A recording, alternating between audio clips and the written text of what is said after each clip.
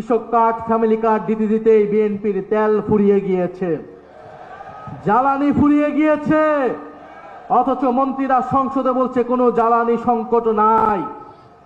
বাস্তব সমস্যাকে অস্বীকার করছে, অর্থনৈতিক সমস্যাকে অস্বীকার করছে, দেশে আইন শৃঙ্খলার যে ক্রমান্বয়ে অবনতি হচ্ছে সেটাকে অস্বীকার করছে বর্তমান সরকার। আমরা সর্বাত্মকভাবে এই সরকারকে সহযোগিতা করতে প্রস্তুত ছিলাম দেশের স্বার্থে, জনগণের স্বার্থে, কিন্তু বিএনপি সরকার সেই সকল সহযোগিতা নেওয়ার সকল দরজা বন্ধ করে দিচ্ছে।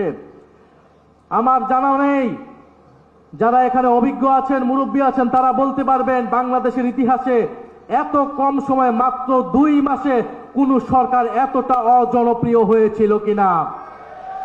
বিএনপি সেটা বাস্তবে প্রমাণ করে দিয়েছে।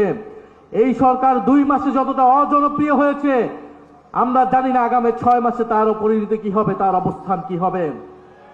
আমরা দেশে কোনো অস্থিতিশীলতা চাই না।